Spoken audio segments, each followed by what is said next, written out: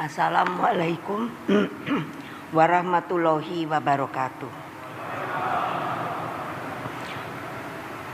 Salam sejahtera untuk kita semua. Om Swastiastu, Namo Buddhaya, salam kebajikan, Rahayu. Saudara-saudara sekalian, para hadirin yang saya hormati, sebelum saya memberikan pidato saya, karena tadi telah ditayangkan dan dikatakan bahwa saya mendapat tugas dari Presiden untuk menjadi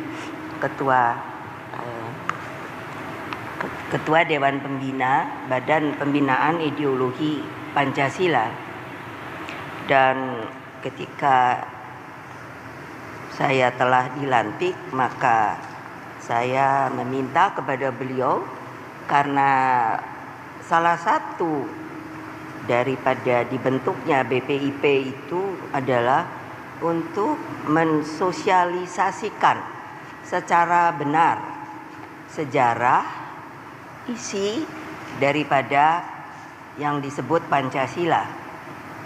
Dan pada waktu itu saya mengatakan pada beliau bahwa saya minta untuk diizinkan kalau di dalam sebuah pertemuan sebelum upacara dimulai, maka kita untuk mengingat bahwa ideologi kita itu adalah Pancasila, maka dengan kata-kata salam Pancasila, maka tadi telah dipresentasikan.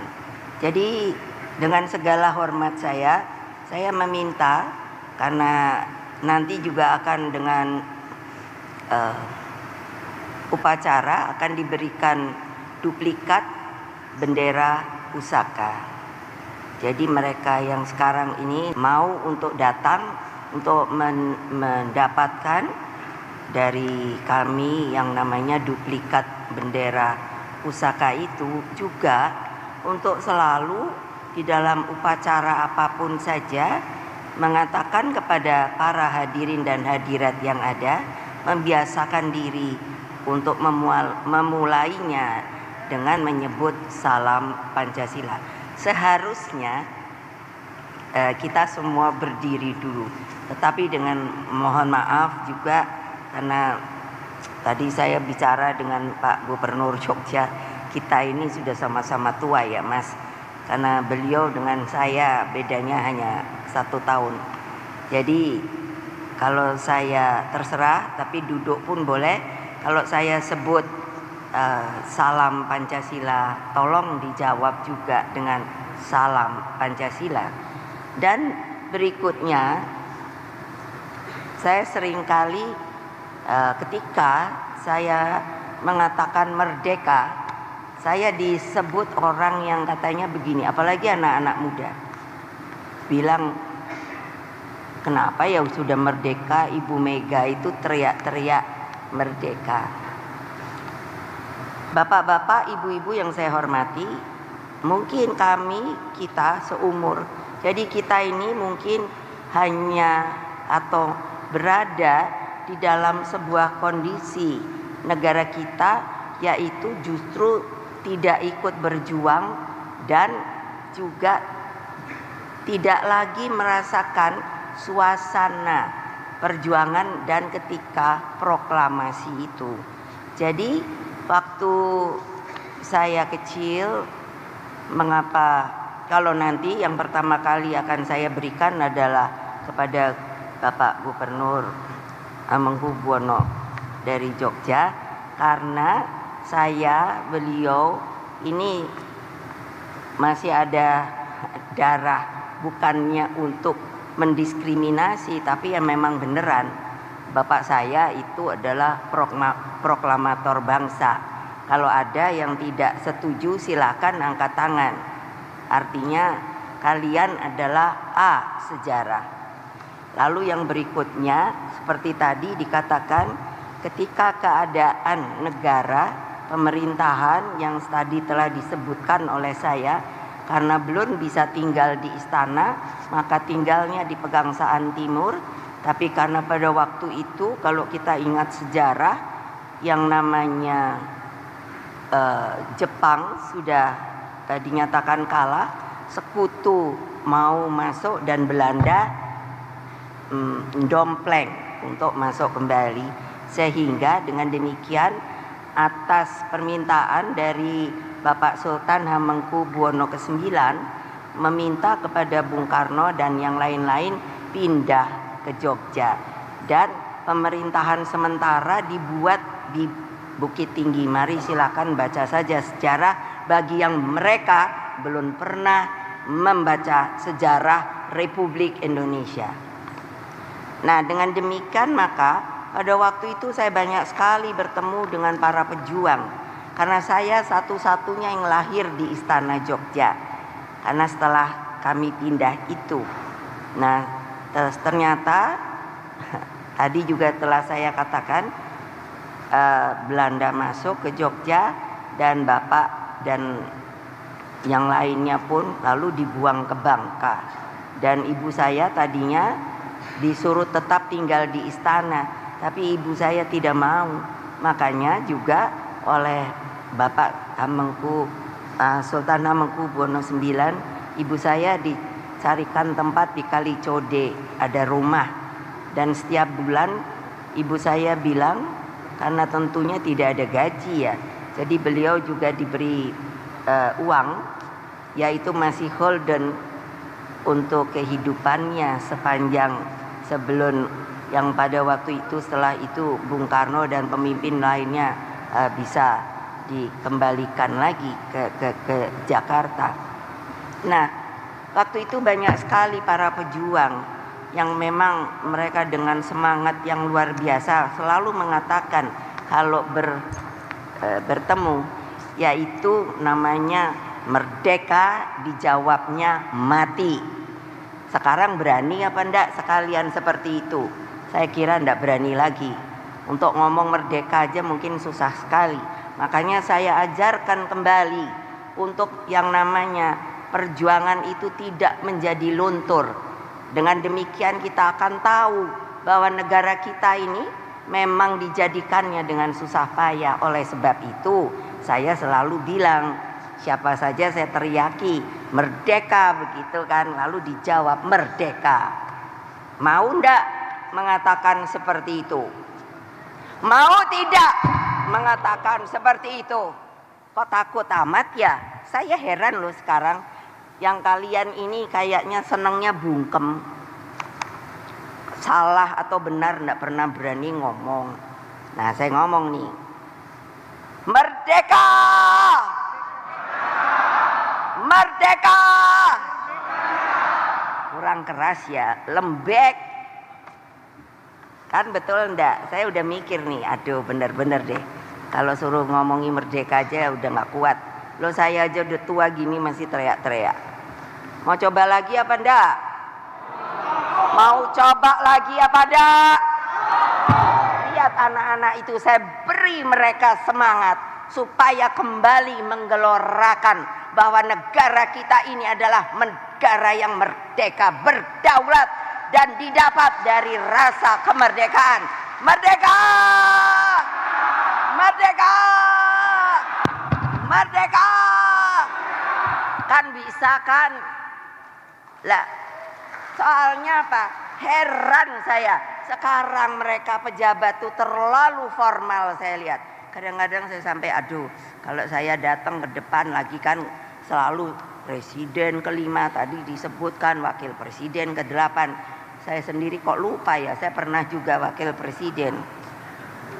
Karena terlalu sekarang itu saya bilang pada senior-senior saya, pada Pak Tri Sutrisno, mereka ini sekarang para pejabat elitnya terlalu merasa nyaman, tidak lagi mau tahu apa yang akan terjadi pada negara ini. Itu kenyataan loh saudara-saudara. Aduh, makanya anak-anak itu kalau sekarang saya lihat keren-keren, tegap-tegap, tapi kelihatan auranya nggak melempem gitu. Betul loh, karena saya bilang pada Mbak Rima, wakil ketua, gembleng Mbak dia. Kalau itu nggak kelihatannya tidak bagus, out, Nanti setelah selesai Purna Paskibraka, mereka masuk ke dalam Duta Pancasila, diolah lagi. Itulah yang akan menceritakan sejarah Indonesia, bagaimana menjadi adanya ideologi Pancasila dan lain sebagainya. Karena kalau bukan kita sendiri yang menyayangi negara ini, yang mau berbakti pada negara ini, pada republik ini, pada bangsa ini, lalu siapa? Jangan dipikir tidak akan bisa yang namanya perang itu kembali. Silahkan lihat sekarang. Saya mengikuti terus yang namanya geopolitik. Keadaannya bisa saja, ini Bapak dari Angkatan Laut, yes. Coba bayangkan, kalau nanti, kalau kita melempem, kalau one day, I don't know. Tapi saya berharap jangan. Ya, ini nanti karena apa? Suasana di Timur Tengah, saya perhatikan, mudah-mudahanlah tidak akan bisa melebar. Nah, tadi telah disebutkan siapa sih yang bikin bendera, yang disebut bendera pusaka. Lalu kenapa sekarang harus jadi ada duplikat? Karena bendera pusakanya sudah tua dan disimpan. Saya sendiri sebenarnya tidak begitu mengetahui apakah ditaruh di Monas, karena rencana bapak saya membuat Monas dulu itu adalah karena ingin menaruh ada namanya ruang hening. Ruang hening itulah nanti ditaruh di situ. Dan saya juga ingin meminta bahwa ternyata ketika saya dijadikan Dewan Pembina di BPIP, saya suruh buka-buka dokumentasi arsip lama dan ditemukan bahwa memang betul bahwa Indonesia Raya itu dibuat oleh Bapak Rudolf W. Supratman, tapi ternyata 3 stansa. Kita terbiasa 1 stansa karena bapak saya membuat tiang bendera di istana itu beliau sendiri yang mengarang adalah 17 meter. Sehingga ketika kita nanti 17 untuk mengingat, jadi kalau dilihat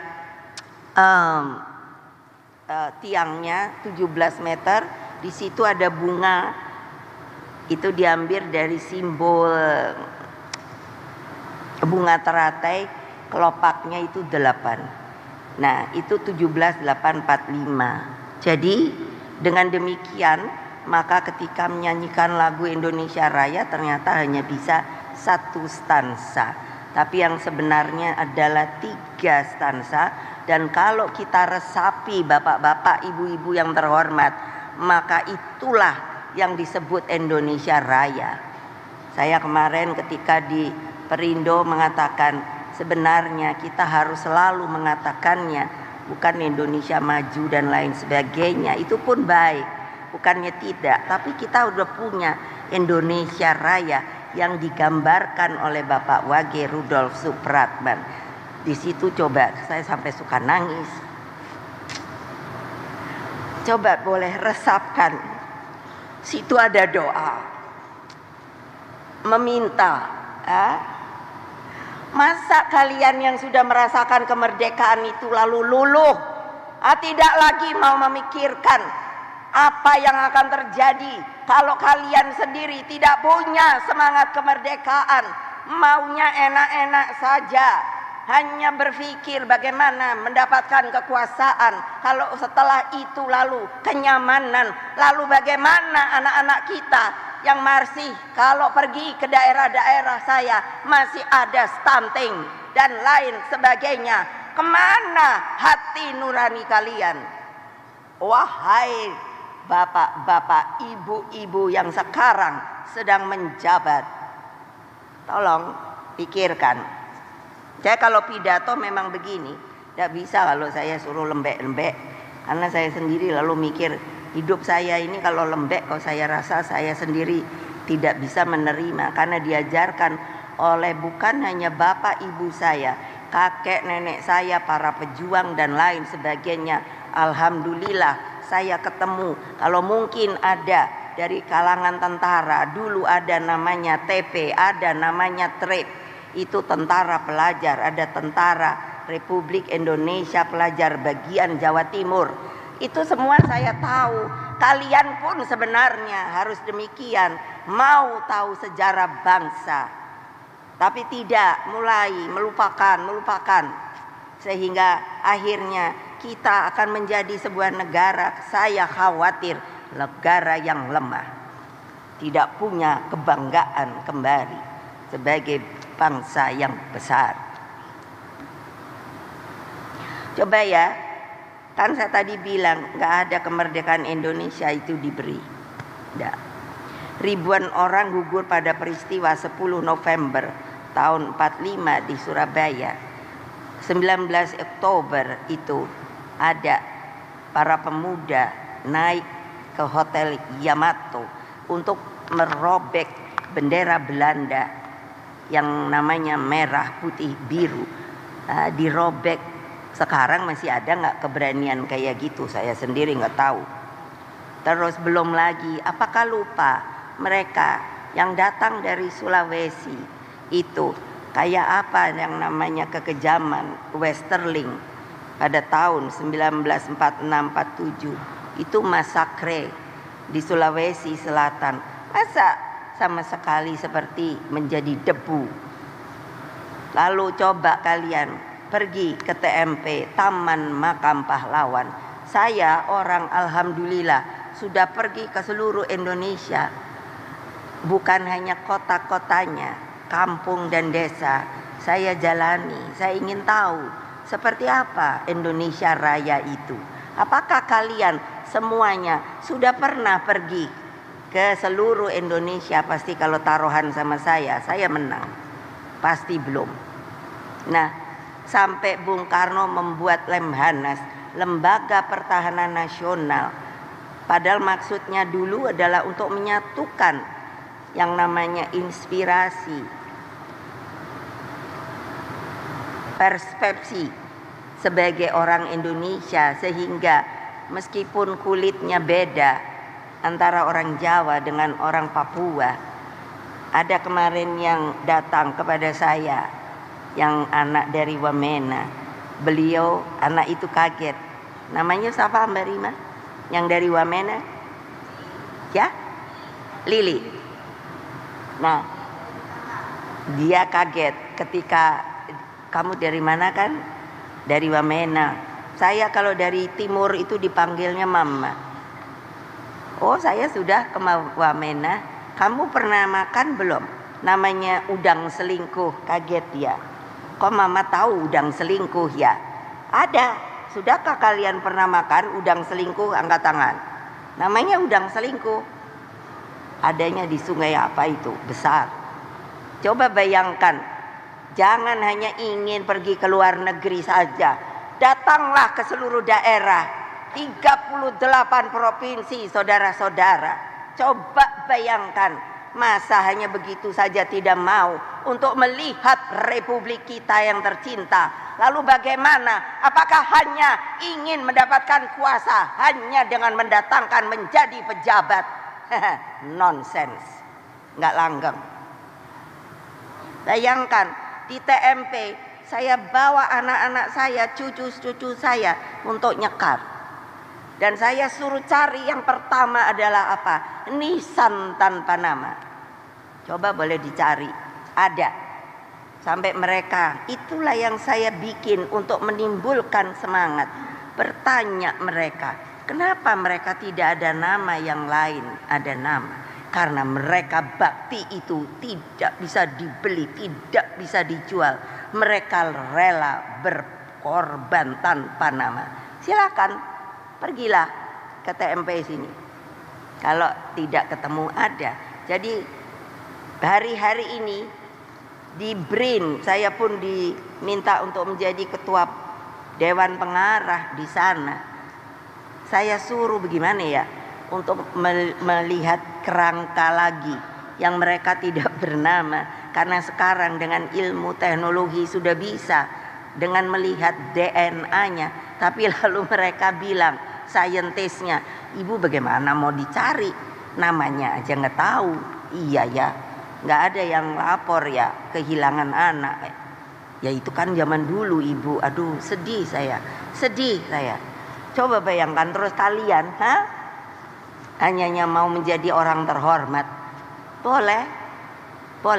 Tapi ingat riwayat mengapa Indonesia bisa merdeka. Saya bilang begitu.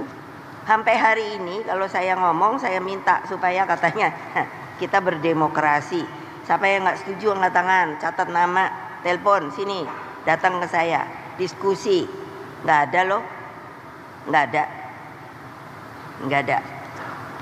Nggak tahu nggak berani atau memang mengakui apa yang saya katakan. Bangkitkan kembali yang namanya kesejarahan kita itu. Angkatan laut, angkatan udara. Saya tahu Laksamana pertama adalah Bapak Subiakto. Betul apa tidak? Saya kenal pribadi. Ayo, ceritanya saya tahu. Istrinya adalah Ibu Rahmi. Ibu Rahmi itu siapa? Istrinya Pak Hatta. Saya kenal. Jadi saya bilang sama Mas Hamengku, Mas, orang kayak kita nih udah tinggal berapa Mas yang mengetahui bagaimana membuat republik ini ya? Beliau bilang iya ya Mbak. Lah iyalah, orang sekarang maunya keren aja. Coba bayangkan, KSAU-nya siapa? Pak Surya Dharma. Gampang saya ngomong dan ketemu, bukan yang enggak. Jadi saya nih apa sih istilahnya, sejarah hidup yang ngelihat sendiri perjuangan tuh seperti apa.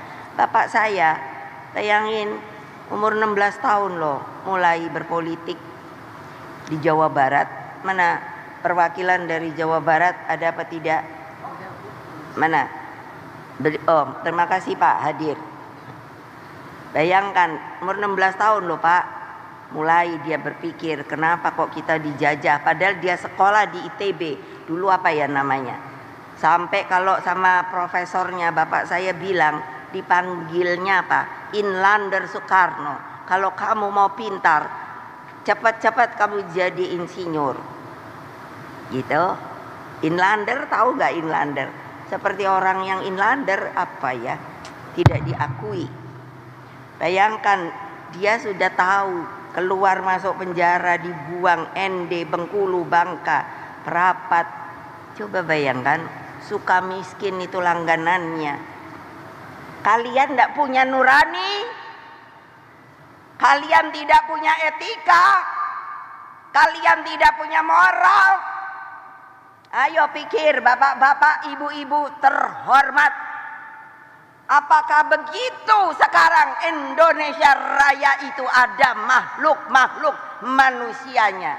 Saya nggak bisa kalau terus nggak boleh ngomong Bu, nggak boleh ngomong. Enggak, saya punya mulut. Hak saya untuk berbicara. Kalau mengakui negara kita adalah negara demokratis. Tolong diingat, kebetulan nih, karena saya tadi udah dari kemarin saya udah minta siapa aja sih PJ-PJ-nya yang datang, gubernurnya siapa aja sih? Ya, karena saya ingin ngomong seperti ini. Nggak tahu sadar apa tidak, nanti akan kelihatan. Karena apa? Di dalam Undang-Undang Dasar Republik Indonesia tahun 1945, setiap warga negara mempunyai hak yang sama. Kalau saya salah ngomong, tidak laki, tidak perempuan. Jadi artinya jangan ya macam-macam. Ya dong, gimana sih udah diberi hak yang sama? Tidak ada dari presiden sampai kaum papa, haknya sama. Ingat, begitu juga dalam pemilu langsung haknya sama. Jadi berikan kepada rakyat hak mereka. Jadi kalian, saya minta sungguh-sungguh jangan tidak netral. Jangan tidak netral. Saya akan tahu kok. Tapi saya gini loh, saya elus dada saya. Hah. Tadi sebelum kesini ada siapa itu nggak tahu ngomong, yang namanya apa, mengatakan katanya saya tidak ini sama presiden. Lo enaknya lo dia ngomong kayak gitu. Lo saya sama presiden ya baik-baik aja. Emangnya kenapa? Hanya karena saya dikatakan, karena saya tidak mau ketika diminta 3 periode, atau karena saya katanya tidak mau perpanjangan. Loh, saya tahu hukum kok. Mana yang ahli hukum angkat tangan? Itu kan ranahnya namanya konstitusi. Ya saya tidak punya hak loh mengatakan boleh apa tidak. Itu kan mesti majelis permusyawaratan rakyat. Karena apa? Ketika dari yang namanya presiden seumur hidup itu waktu reformasi kan dirubah itu TAP MPR. Saya tanya pada ahli tata negara, apakah MPR yang sekarang disamakan ini TAP-nya itu masih berlaku? Yes. Ada yang mau nyanggah? Ahli hukum tata negara? Ya, silakan. Toh, lihat. Karena saya ngomong kebenaran. Saya nggak mau republik ini rusak.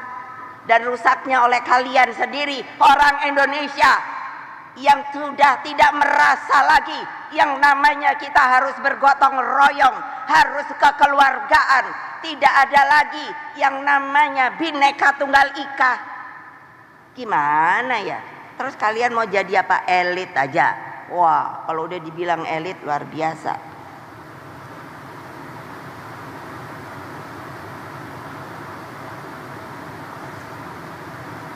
Coba prihatin loh saya. Nanti anak cucu kalian, saya punya cicit loh. Saya nggak bayangin nih kalau kayak gini negara nih koyo opo yo. Aduh gawat juga deh.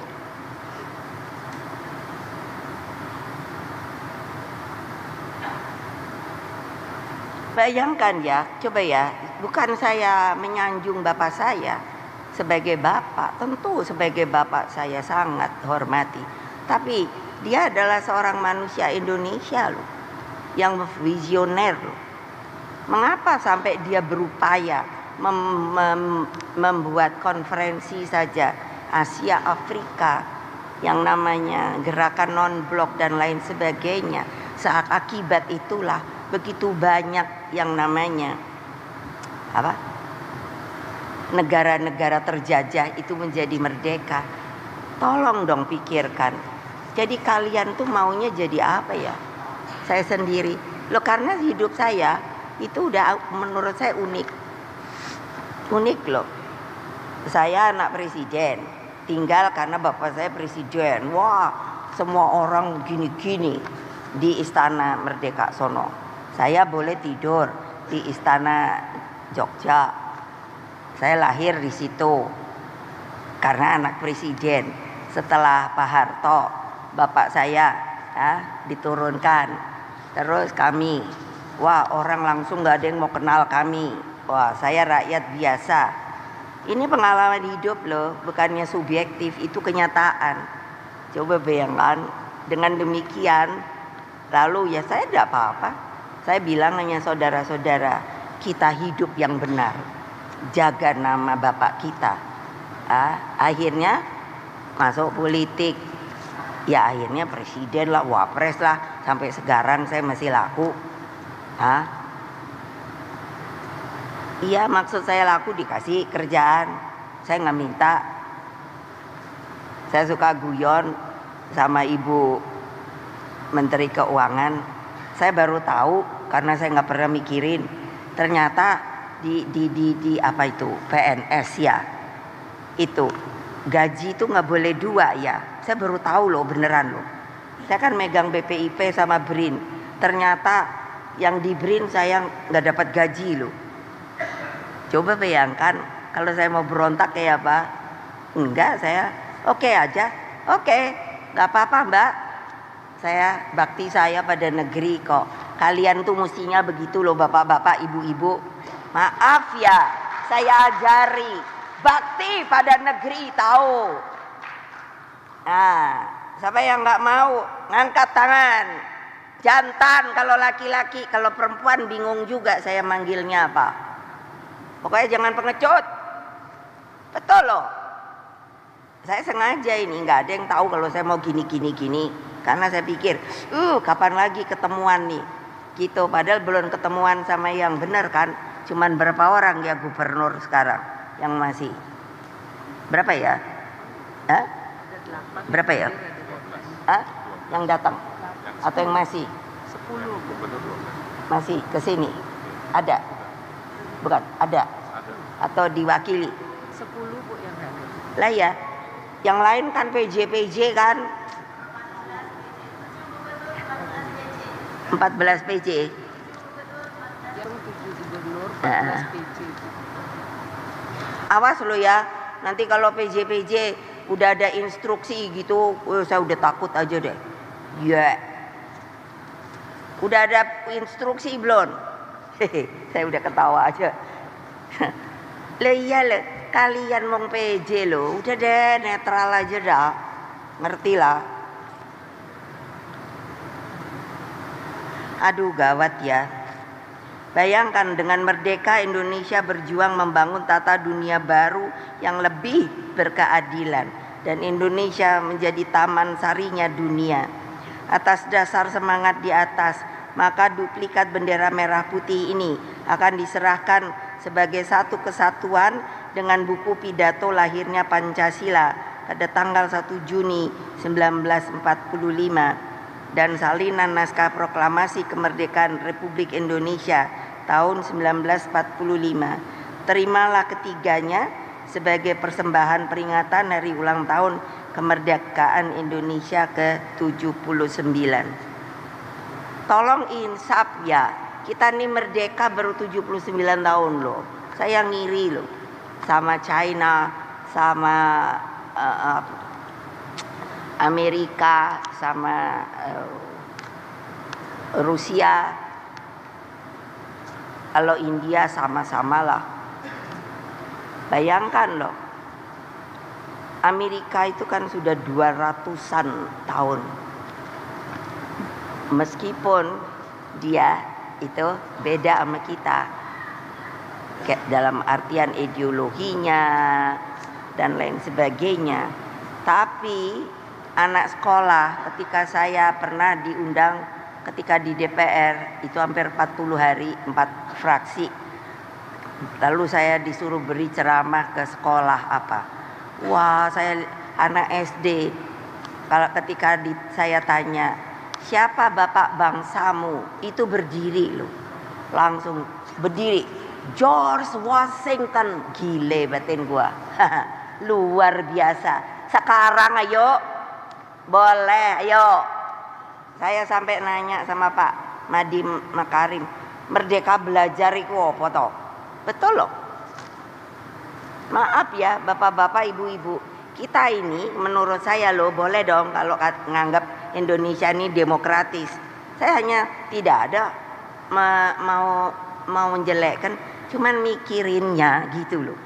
Kok kita nih kayak poco-poco, ganti pemimpin, ganti aturan. Yang udah baik nggak dipikirin, pokoknya mesti ganti aturan.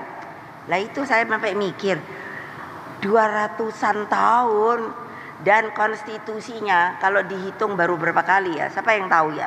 Yang namanya Declaration of Independence itu. Kalau nggak salah nggak sampai 10 kali. Kebayang nggak? Kebayang nggak? Kita amandemennya udah berapa kali ya? Makanya aduh gila juga deh. Nah, kepada seluruh adik-adikku, terutama pasukan pengibar bendera pusaka di seluruh Indonesia. Karena kebetulan ada toh tadi Bung Karno sebagai presiden ngasih bendera pusaka kepada saya kan saya juga jadi paskibraka. Tahu enggak? Saya merasanya apa? Itu langsung karena saya umur sudah berapa ya? Itu tahun berapa ya? Itu 64 ya. Saya SMA ya. Ya. Itu langsung saya tuh merasa diberi beban. Ketika saya ginikan, beliau langsung kasihkan gitu. Apa? Bebannya adalah apa? Saya mikir bahwa ini hidup mati bendera ini itu berada antara lain di tangan saya.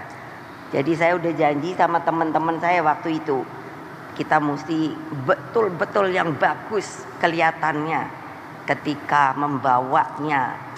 Itu lalu Pak Mutahar itu luar biasa, yang tadi saya cerita dia menjadi pandu saya dan tetap disuruh kerja sama bapak saya.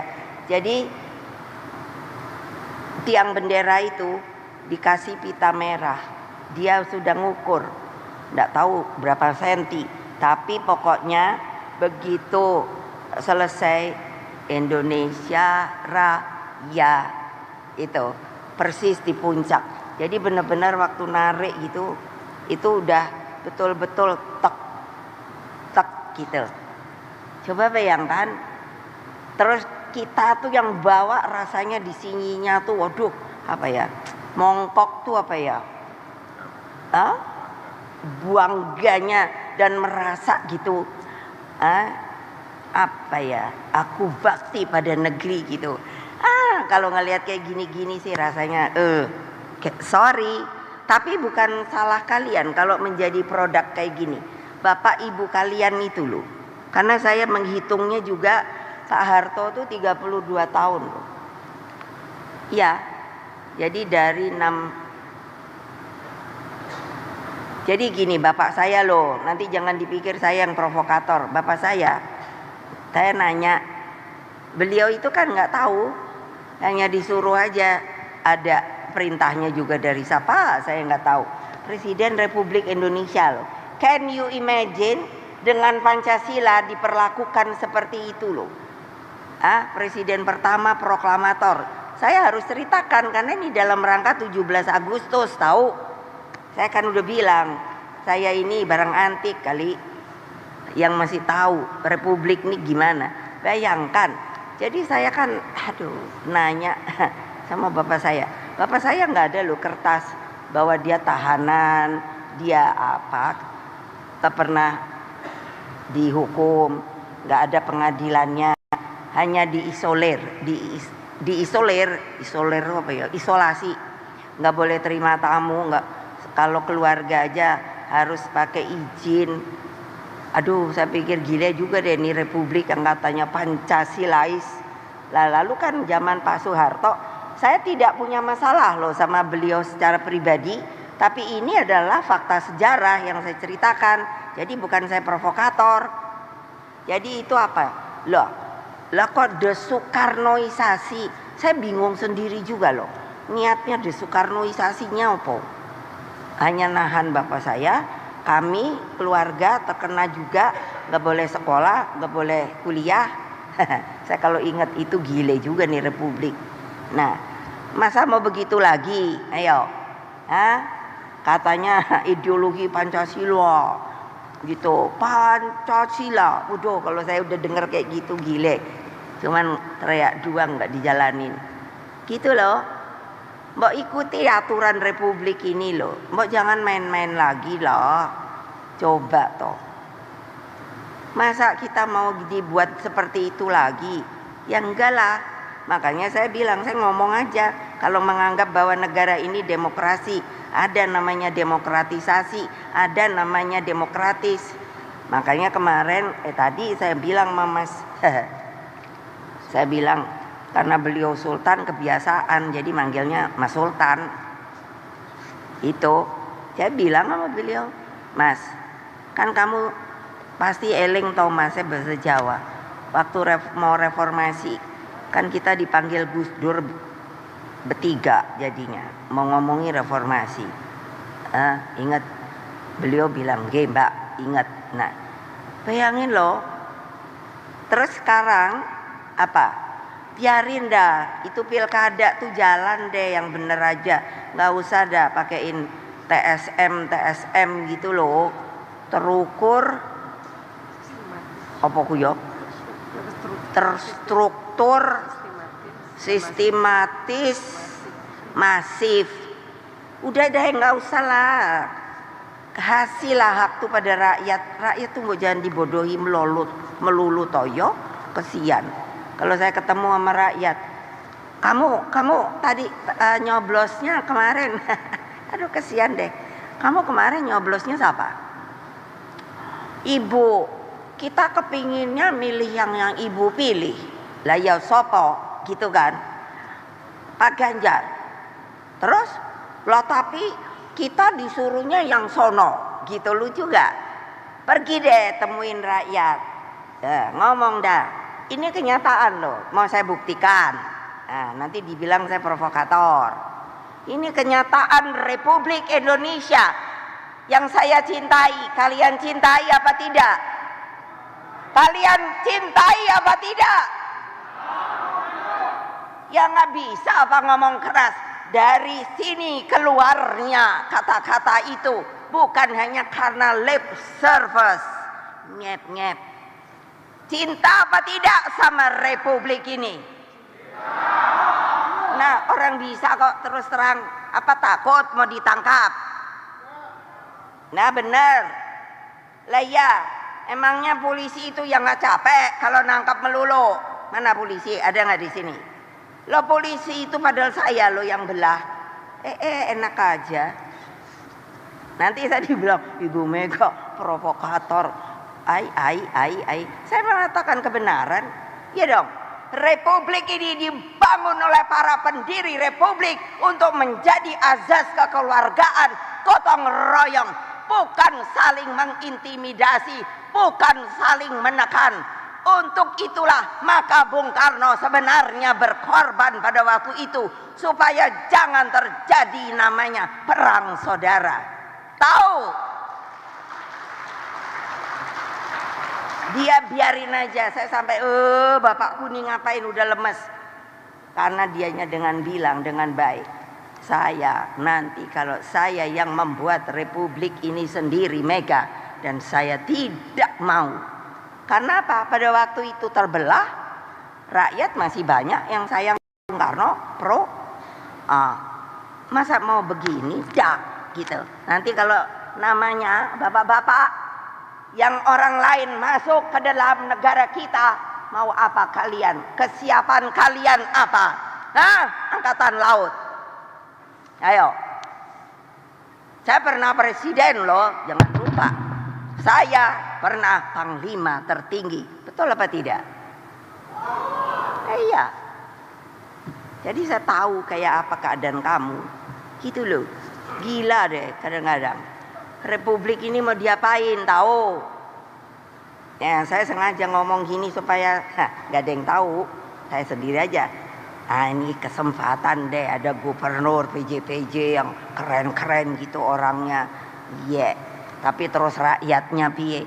Loh saya kan orang yang senang ke lapangan, diam-diam aja.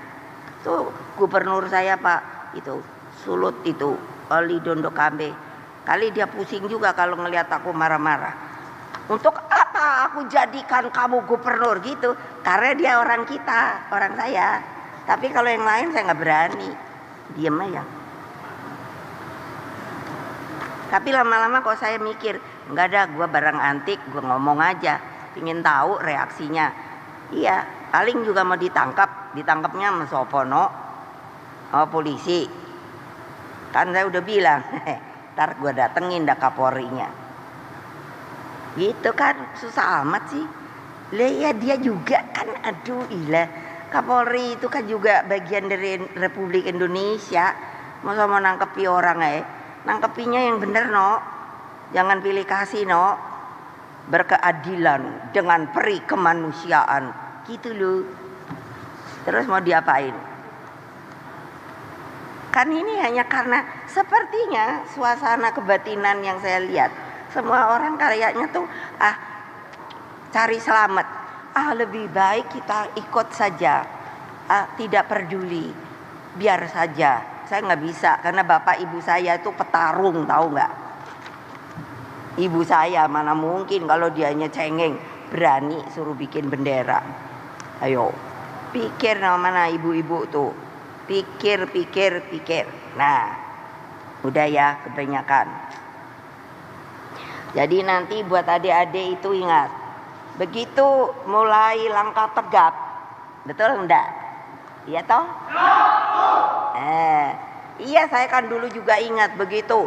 Langkah tegap, gerak, dak, juk gitu, rasanya enak banget.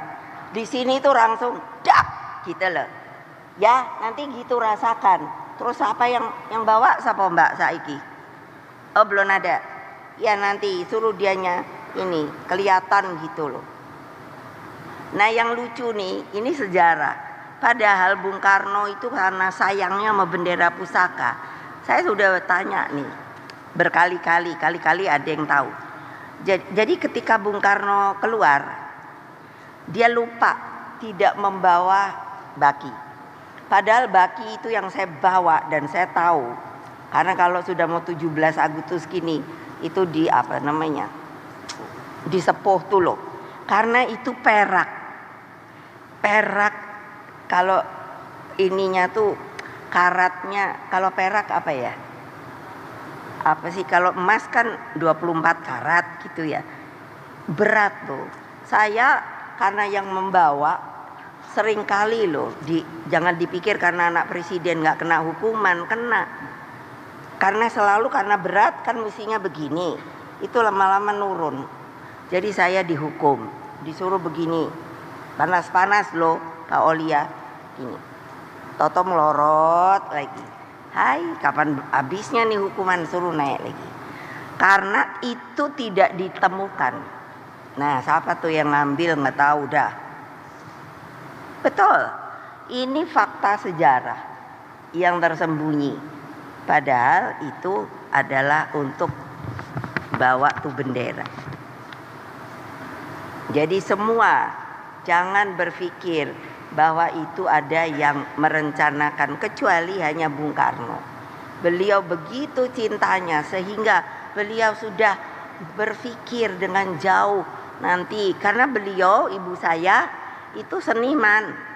Jadi meng-create, harus begini, begitu loh.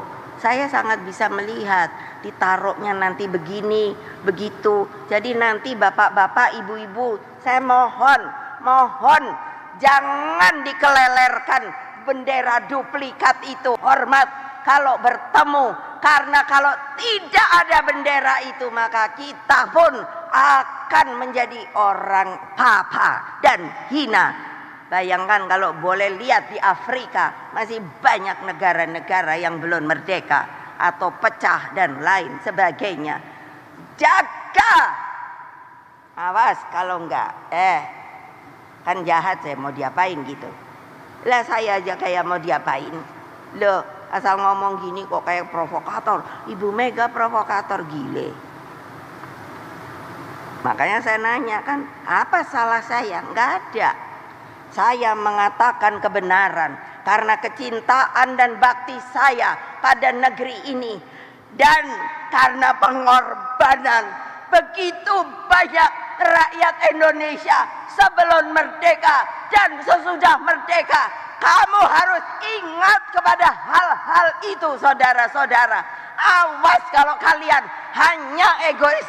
Awas kalau kalian hanya maunya untuk keenakan diri sendiri dan keluarga kalian. Demikian, terima kasih. Wassalamualaikum warahmatullahi wabarakatuh.